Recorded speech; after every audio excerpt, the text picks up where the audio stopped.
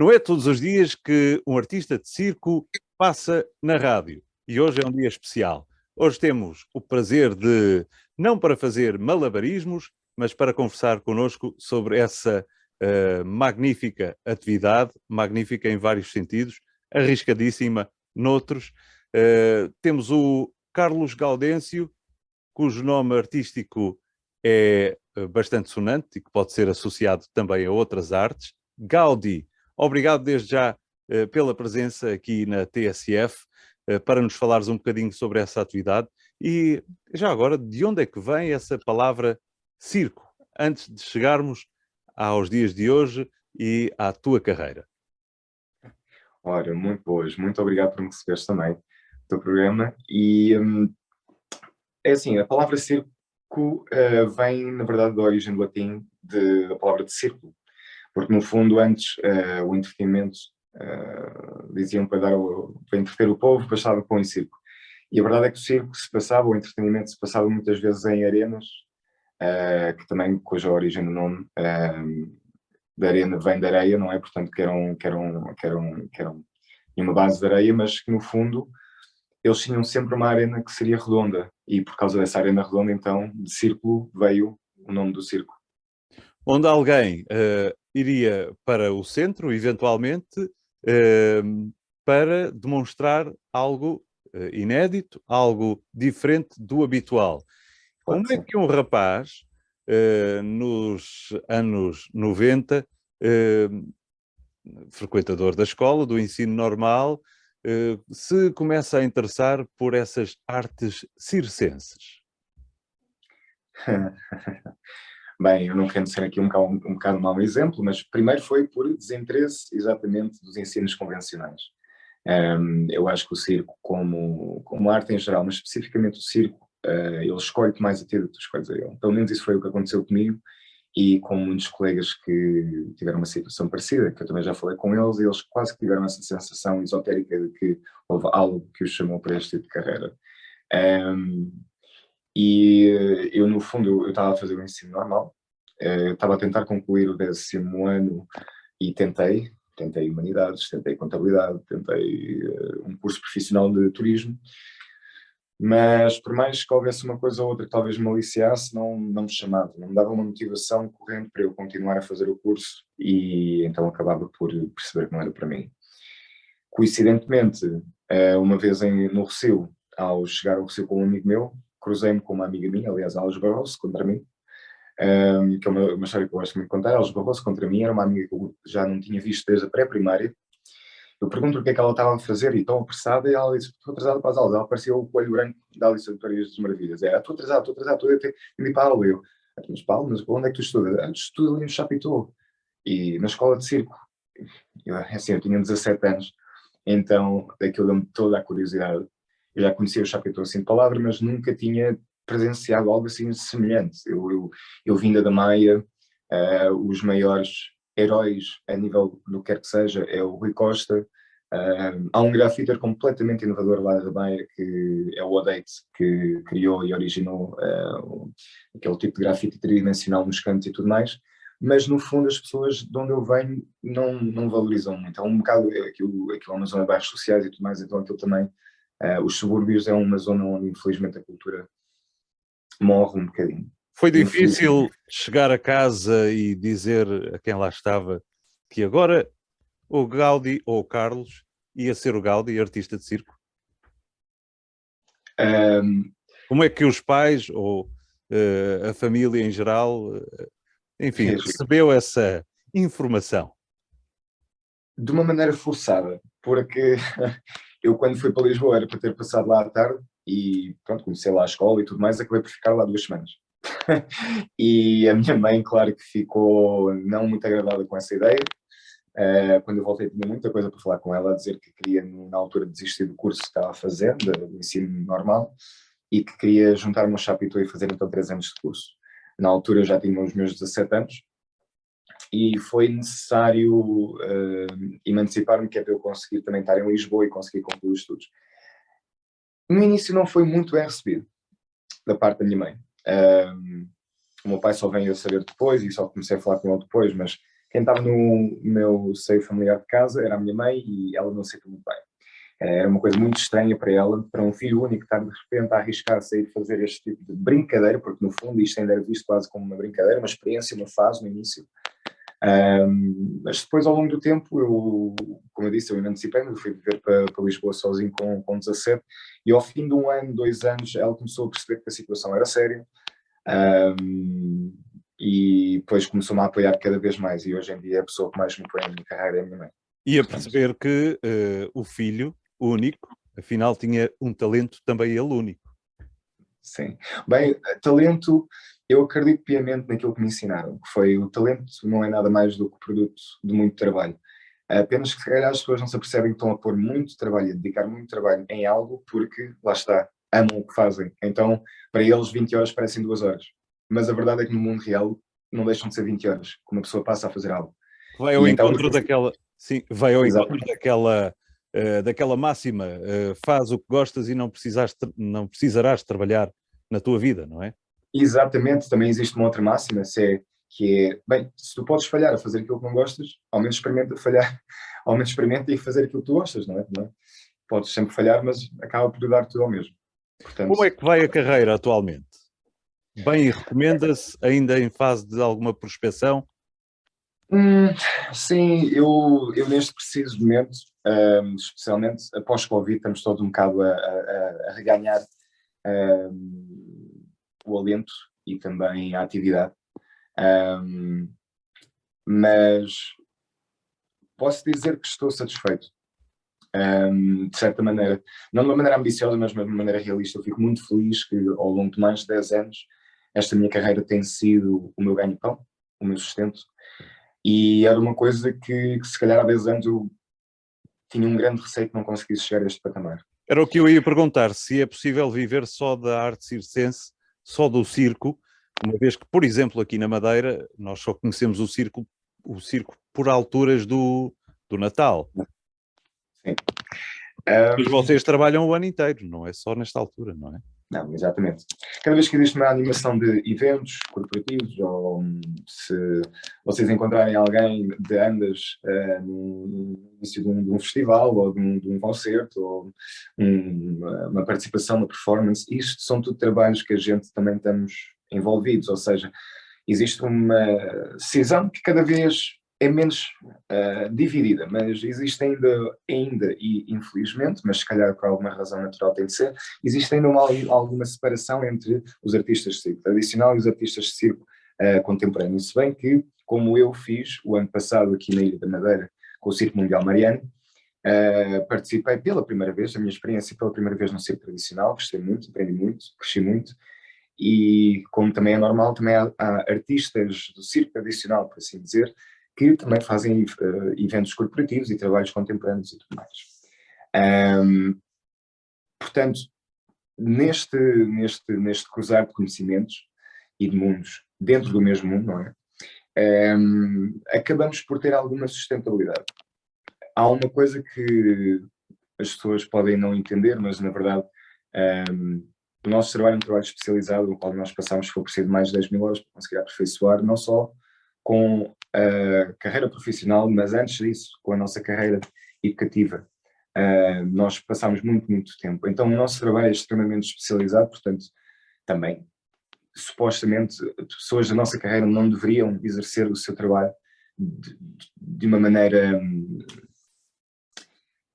é assim, normalmente nós trabalhamos ainda com orçamentos fortes, porque lá está, o trabalho tem a ver com logísticas, técnicas especializadas, então nós conseguimos perceber que se calhar se nós conseguimos fazer uns 3, 4, 5 eventos no mês inteiro, ainda somos capazes de viver. E somos capazes de fazer um mês após mês. Claro que depois isso também depende da gerência de cada um. Mais preocupante que um artista não ter como se sustentabilizar é não ter os apoios devidos. Ou seja, eu se partir hoje uma perna, infelizmente não estou assegurado ou protegido, de modo a que eu consiga ter um sustento durante os meses em que eu estou parado. E as próprias seguradoras têm receio em dar-vos uma apólice? As próprias seguradoras acham que vocês arriscam demasiado para vos poderem segurar. Sim, é assim, as seguradoras não armam muito esse problema, porque, mas sim, tanto que existe uma seguradora especial, mesmo para artistas de espetáculo, de artistas com carreiras de risco, como por exemplo duplos do cinema, que também têm esse tipo ou atletas de alta competição que têm este tipo de seguros. Mas não é fácil também chegar lá, conseguir convencê-los. E também não, não são todas as seguranças. Nós, por exemplo, não temos uma baixa, não é? Nós não conseguimos ter isso, a não ser que de facto larguemos o nosso trabalho, a nossa carreira para ir fazer uma outra coisa qualquer, que muitos de nós, não digo felizmente ou infelizmente, mas por exemplo no Covid foi uma tomada de várias decisões e houve várias pessoas que infelizmente tiveram de seguir uma outra carreira ou tiveram de sair desta carreira e interessar-se noutra. Eu tenho colegas que entretanto começaram a trabalhar em restaurantes e que na mesma exercem profissão de eventos e de carreira de circo, mas no entanto viraram-se um bocado mais para outro tipo de profissão. Já agora, Hoje, deixa-me perguntar-te, uma vez que nem na região, nem no país há a atenção devida aos profissionais dessa área, há algum país onde os governantes dediquem a atenção, pelo menos alguma, aos artistas de circo? França. França. França é o exemplo primo daquilo que nós temos cá na Europa, está evoluído mais de 50 anos a nível de Portugal e outros países. Os artistas lá, primeiro, têm escolas superiores de uma categoria incrível nos 4 pontos cardeais de França, que foi feito intencionalmente. Na altura, na altura das guerras mundiais e tudo mais, houve muito artista russo, alemão, que são, diga-se passagem, pessoas com uma categoria enorme e muito evoluída a nível do circo, que para fugirem da guerra, precisamente, artistas, não queriam estar na guerra, queriam era criar e ser artistas. Então fugiram para a França e em França conseguiram criar umas quantas escolas, outra vez estrategicamente posicionadas em pontos cardeais do país, que o país basicamente é um quadrado. Agora imaginam um losango dentro desse quadrado. Essa é a posição mais ou menos geográfica das escolas mais predominantes de França, fora outras que existem, e associações e todo um género de parafernália de investigações culturais, artísticas, especializadas em circo contemporâneo, ou circo.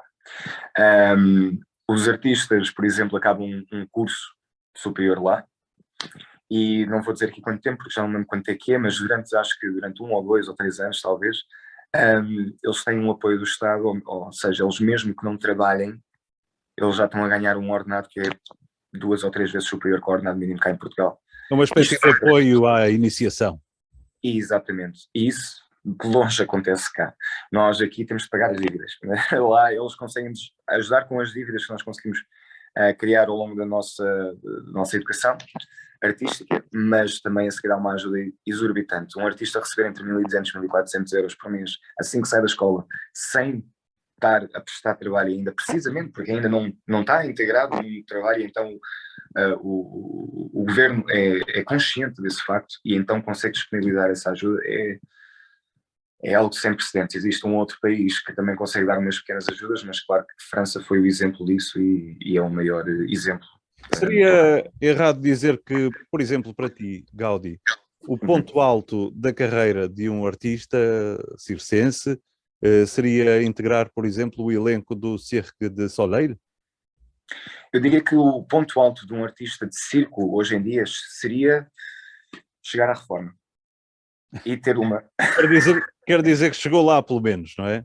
Não, ou seja, exato, se quer dizer que chegou lá, exatamente, e que conseguiu ter uma carreira que muitos não tiveram e que muitos tentaram e que muitos sacrificaram por e não conseguiram chegar.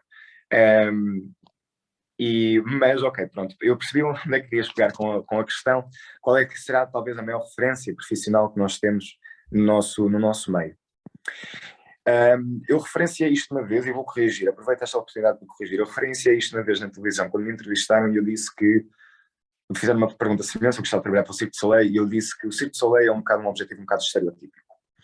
A razão pela qual é que lá está. A primeira reação das pessoas ou pergunta das pessoas, a curiosidade das pessoas, no que toca que é que queres fazer, quais é que são as tuas ambições. Normalmente o Cirque du Soleil é logo das primeiras pequenas grandes ambições que vêm à cabeça de qualquer pessoa e perguntam, logicamente. É o que está mais no nosso imaginário por aquilo que passa por alturas do Natal e de início de Ano Novo nas televisões. Portanto, é por aí. Sim, sem dúvida Pouco alguma. Eu também gostaria. de falta de Diz? conhecimento de causa, nessa zona onde também me incluo, por isso é que estou aqui a fazer várias perguntas, pela curiosidade que tenho. Claro, claro. Não, é assim, o Cirque du Soleil, e curiosamente o Cirque du Soleil é um circo tradicional, não é um circo contemporâneo como a maior parte das pessoas pensa, mas isso é outra história. O Cirque du Soleil, eu gostava de fazer uma temporada lá, não digo que não só pela experiência em si de dar-me e relacionar-me com artistas de gabarito mundial ao meu lado a trabalhar comigo, e eu pensei, eu também sou um artista de gabarito mundial.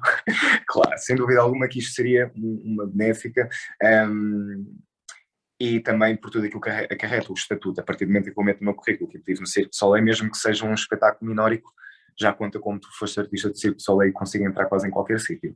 Portanto, isto é, se calhar, os pontos mais visíveis do meu interesse a nível de, por exemplo, estar no Cirque du Soleil.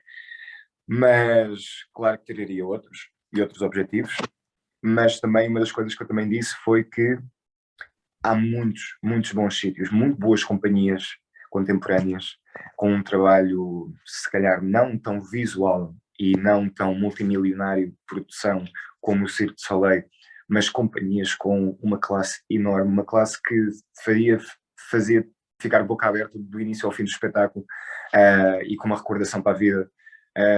Ou seja, existe muito tipo de companhias muito diferentes que concederiam experiências muito diferentes em locais do mundo muito diferentes, portanto, e eu quero viajar, eu quero mesmo experienciar o máximo que eu conseguir experienciar. Fazer uma eventual turnê em Vegas, por exemplo. Possivelmente, isso seria muito, muito bom. E ainda por mais eu creio que a minha arte era uma arte que talvez o Cirque du Soleil um dia, quando prestasse atenção, era capaz de enquadrar o meu número, sem dúvida alguma, nos espetáculos deles por causa do teor visual e anatómico que tem, e a dinâmica que tem. Mas o Rui Paixão, por exemplo, foi o primeiro artista português a ser popularizado pelo Cirque du Soleil por ser uma das personagens principais num espetáculo que ele fez na China, por parte do Cirque du Soleil. Ele hoje em dia está em Portugal, mas o reconhecimento que isso lhe trouxe ultrapassa de longe o que poderia-se esperar, porque, por exemplo, ele nem sequer estudou necessariamente circo no entender da palavra, ou seja, pelo menos no Chapiteau, ele estudou teatro, claro, de uma maneira bastante, como é que eu ia dizer, expansiva, e com o grande talento dele ele conseguiu fazer com que o seu trabalho, o seu percurso, apesar de ser de uma escola de performática de teatro, conseguiu criar um personagem incrível e conseguiu garantir a entrada no Cirque du Soleil depois de muito trabalho. Portanto, são referências que a maior parte das pessoas apenas conhece assim de passagem na televisão ou noutro sítio, mas é uma atividade, uma área que merece de todo muito mais atenção por parte do público, não só quando chega a altura do Natal, mas também, e hoje com os meios que temos de poder ver qualquer número de circo, inclusive o Gaudi tem vários vídeos publicados no YouTube. Como é que se chega lá? É só chegar ao YouTube e escrever Gaudi? Carlos Gaudi. Carlos Gaudi no YouTube, ou então até mesmo nas redes sociais, no Instagram, carlos.gaudi. Também tem lá muitos vídeos também atuais nos vídeos do Instagram, mas no YouTube também podem me encontrar através de Carlos Gaudi. Portanto, não há problema. E podem encontrá-lo eventualmente aqui numa das ruas do Funchal, uma vez que está cá a passar uns dias, só de férias ou com mais algum objetivo? Sempre com mais algum objetivo. Nós no mundo do circo, por acaso, brincamos com isto, uma parte, é que o artista não tem vacation, o artista tem paycation, ou seja, basicamente a gente vai para um sítio quando sabe que consegue tirar ali um bocado de trabalho e pronto, então vale a pena gastar dinheiro nas férias porque nós vamos ainda à procura de trabalho e de mais sítios, só para também perceberem um bocado a mentalidade do artista no que toca ao seu esforço para conseguir arranjar trabalho e conseguir dar de si. A rua, por acaso, eu também sou busker, portanto, obrigado por realçares isso. Eu também trabalho na rua como artista de circo de rua, já há mais de 10 anos. Já varri Portugal e, por acaso, tinha todo o interesse e muito em breve espero eu conseguir vir experimentar as ruas do Funchal, porque, para além de serem umas ruas lindas de morrer, têm um grande potencial e gostava muito de experimentar. E que podem servir de palco às performances do Gaudi. Exato, sem dúvida alguma, sem dúvida alguma. Aqui as ruas e a simpatia das pessoas e a aderência das pessoas é muito, tem uma atração, eu tenho uma atração por isso enorme, porque é incrível. Eu já passei por Portugal inteiro e Funchal nunca experimentei, mas estou com uma curiosidade enorme, porque eu vejo aqui de facto um potencial enorme para mim ou para qualquer artista de rua, como eu também já vi. Normalmente mais denominado como músico, mas acredito que aqui nas ruas do Funchal também sejam possíveis fazer muitas atividades e muitas performances de circo, portanto, se calhar antes do próximo verão já vão começar a ver esse tipo de dinâmica a acontecer aqui nas ruas. Já consegui uma meia notícia aqui com esta conversa. Gaudi. E desculpa só dizer uma coisa que eu acho que é uma coisa muito interessante, que aquilo que disseste, que é de facto o circo não se faz apenas no Natal, é o ano todo, e queria só pegar aqui num ponto que é uma palavra-chave, é um dogma que eu acho que toda a gente devia também ter em consideração, que de facto a cultura é a identidade de um povo. Isso foi uma coisa que me passaram há um tempo atrás e é uma coisa que sempre ficou comigo. A cultura é a identidade do povo, portanto, se um povo não conseguir apoiar a sua cultura, não terá identidade.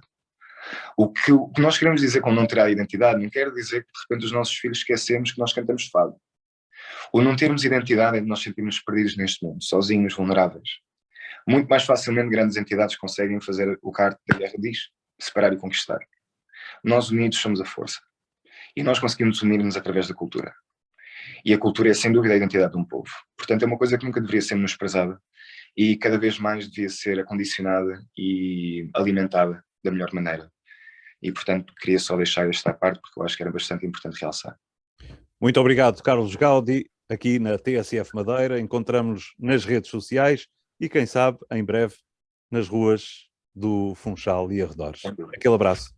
Um grande abraço. Muito obrigado. Muito obrigado a todos. Obrigado. Obrigado.